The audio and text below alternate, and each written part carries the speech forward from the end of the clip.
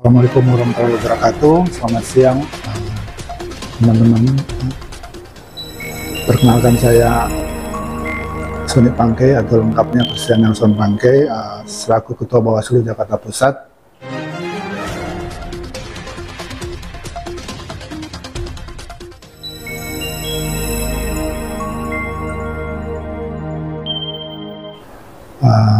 Terkait dengan permasalahan ataupun kondisi pemilihan kepala daerah tahun 2024 kemarin yang dilaksanakan berbarengan dengan pemilihan umum presiden, wakil presiden, serta legislatif, itu dalam satu irisan waktu yang sama, sehingga membuat kondisi aktual di lapangan agar terjadi penurunan partisipasi pemilih di tingkat pemilihan kepala daerah. Ini bagi kami merupakan sebuah catatan kritis ke depannya, bagaimana regulasi atau sistematika pemilihan umum itu diatur kembali melalui usulan revisi Undang-Undang Pemilu dan pemilihan kepala daerah menjadi satu bagian yang sama, atau istilah lainnya kodifikasi pemilihan umum. Saya kira kami berpikir apa yang juga sudah disampaikan oleh Bawaslu Republik Indonesia, bahwa mereka mengusulkan tidak di tahun yang sama untuk pemilihan umum ini, sehingga resources atau sumber daya dan konsentrasi penyelenggara pemilu dapat terfokus dengan baik untuk menangani tahapan pemilihan umum itu sendiri, baik tahapan pemilihan umum legislatif dan juga eksekutif, presiden dan wakil presiden. Nah, kami kira kelembagaan penyelenggara pemilu baik KPU dan Bawaslu dengan adanya kekosongan waktu ini, atau istilahnya non tahapan di tahun 2025, 26 hingga 27 nanti, ini adalah merupakan waktunya konsolidasi dan evaluasi, serta menetapkan regulasi yang tepat dalam pelaksanaan tahapan pemilu nantinya. Karena dalam tahapan pemilu ini, kita akan melakukan yang namanya untuk penyesuaian daftar pemilih.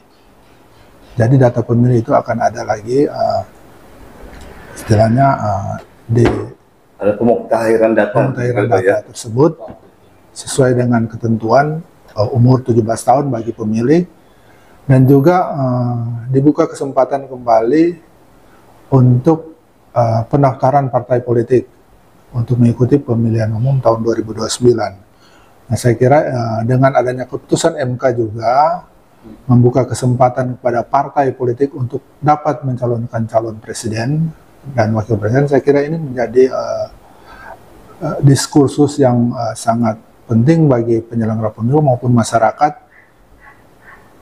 melihat secara kritis bahwa pemilihan umum ini bukan hanya kewenangan juga penyelenggara pemilu, tapi juga menjadi tanggung jawab juga masyarakat secara keseluruhan untuk memilih dan dipilih. Karena dalam pemilihan umum, seluruh elemen masyarakat punya hak untuk memilih kandidat calon pemimpin yang baik presiden, legislator, anggota DPR, DPD, DPRD, baik provinsi, kabupaten, kota, hingga kepala daerah itu sendiri. Nah, kalau pemerintah sudah akan mengembalikan ke institusi lainnya, saya kira ini adalah langkah mundur demokrasi, dan ini membuat masyarakat juga akan keliru dalam melihat siapa calon pemimpinnya. Saya kira evaluasi yang tepat itu bagaimana kita memaksimalkan demokrasi itu dalam hal kelembagaan itu bisa berjalan dengan maksimal sesuai tugas dan fungsinya masing-masing. KPU secara teknis mengelola data dan rekrutmen penyelenggara hingga pemilihan, dan juga calon pemimpin, dan juga Bawaslu sebagai lembaga kontrol bertugas sesuai fungsinya untuk mengawasi tahapan itu dapat berjalan dengan baik. Nantinya kalau memang kedepannya sudah tidak ada pelanggaran lagi atau komitmen seperti apa, mungkin Bawaslu bisa digabung bersama KPU sebagai sebuah lembaga penyelenggara. Tapi karena undang-undang kita melihat bahwa KPU Bawaslu termasuk DKPP itu menjadi sebuah bagian dari suatu penyelenggara pemilihan umum, komisi pemilihan umum, jadi kita bergerak sesuai dengan kewenangannya masing-masing. Jadi saya kira terkait dengan tahapan pemilihan umum, kalau memang ada pemborosan di situ, kita bisa melihat mungkin misalnya tahapan kampanye, apakah memerlukan alat peraga kampanye, apakah tidak. Kalau memang kampanye ke depannya kita perlu kedepankan kampanye dengan metode digitalisasi pemilu lewat media online, media elektronik, saya kira itu juga sangat penting.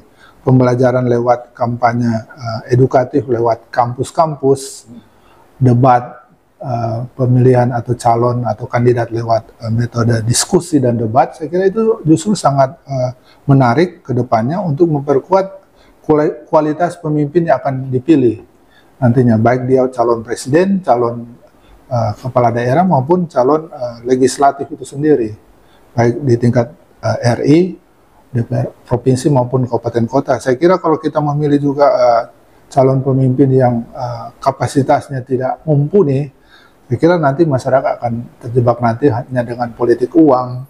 Siapa yang memiliki uang, dia yang harus jadi pemimpin. Saya kira tidak seperti itu juga. Dan nantinya ke depan benar-benar pemimpin yang dipilih itu benar-benar pemimpin yang memiliki kapasitas yang mumpuni. Tidak hanya kapasitas dalam arti kemampuan